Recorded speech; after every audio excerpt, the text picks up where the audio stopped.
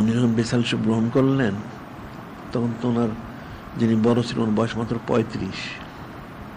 আর ওনাদের মধ্যে ফুরোজসব সিলসিলা বড় আলেম হিসেবে হযরত মাওলানা রুহুল আমিন রহমতুল্লাহ আলাইহি।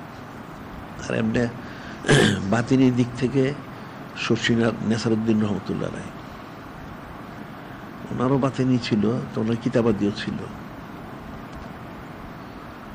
কিন্তু দেখা গেল যখন প্রফিস সাহেব ওনার বেসালশিপ পরে মাওলানা রুহুল আমিন রহমতুল্লাহ নিয়ে ওনাদের সিলসিলার থেকে সরে গেছেন, অর্থাৎ উনি ওই দেয়বন্দির সাথে মিশ্রিত হয়ে আন্দোলনে যোগ দিয়েছিলেন। আন্দোলন এদের এই হোসেন আহমদ সাহেব যে ছিল সেই ওনাকে বুঝায় তাদের দলভুক্ত করে। সেখানে আন্দোলনে এই কথিত নির্বাচন এই সমস্ত জড়িত হয়ে গেছে। এটা নিয়ে প্রফিস সাহেব অর্থাৎ আব্দুল্লাহ সিদ্দিকী পুরনোর সাথে ওনার অনেক হয়েছে এই বিষয় নিয়ে, কিন্তু রহিমুল্লাহ সেগুলো ওনার কথা না শুনে আলাদা হয়ে গেছে।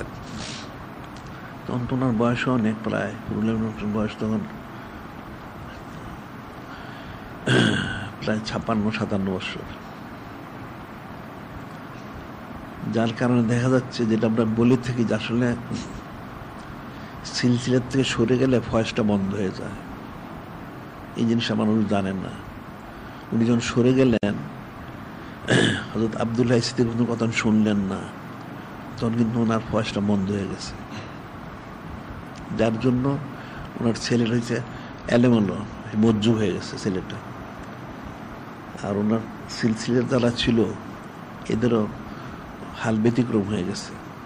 যার জন্য পরবর্তী সময়ে ওনার এই সমস্ত প্রচার প্রসার এবং সিলসিলাদারিটা আর থাকে নাই। এখন এগুলি সিলসিলাগতভাবে এটাকে ধরে রাখতে হয়। আর যারা মূল থাকেন তাদের উচিত, যারা আল্লাহ থাকেন ওদেরকে অনেক বেশি জিকির ফিকির করানো। জিকির আজকার করা ছাড়া সিলসিলার মূল নিয়ামতটা কখনো ধরে রাখতে পারবে না।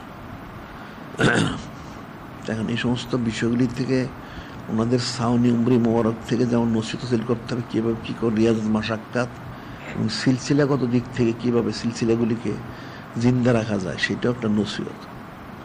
এখন এলমে তাসওয়ুফের সিলসিলাগুলি না থাকার কারণে বাতিল ফেরকারা তাদের এই বেদাতি বেসরা কাজ যেগুলি গুমরাই এগুলি তারা ব্যাপক প্রচার প্রসার করে। নাউজুবিল্লাহ। কাজেইটা নসিহত হাসিল করতে হবে। 1 নম্বর হলো প্রত্যেকের জিকির ফিকির করতে হবে, সবক আদায় করতে হবে এবং সিলসিলাগতভাবে যে উসুলগুলি ধরে রাখতে হবে। সিলসিলাগত উসুল ধরে না রাখতে পারলে সে ফয়েজ তর্জ পাবে না, মাহরুম হয়ে যাবে।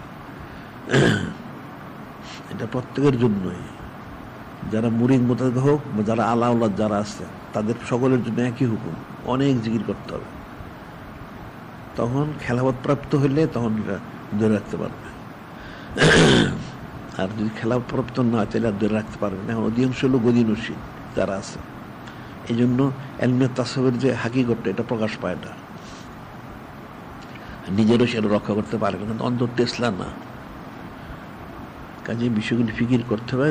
যিনি খনিক, যিনি হাকিম, সবাইকে বেশি বেশি জিকির করে প্রত্যেকের যার যার সিলসিলা অনুযায়ী উসুলগুলোর জন্য সে ঠিক মতো পালন করতে পারে, তাহলে সে কামিল করবে।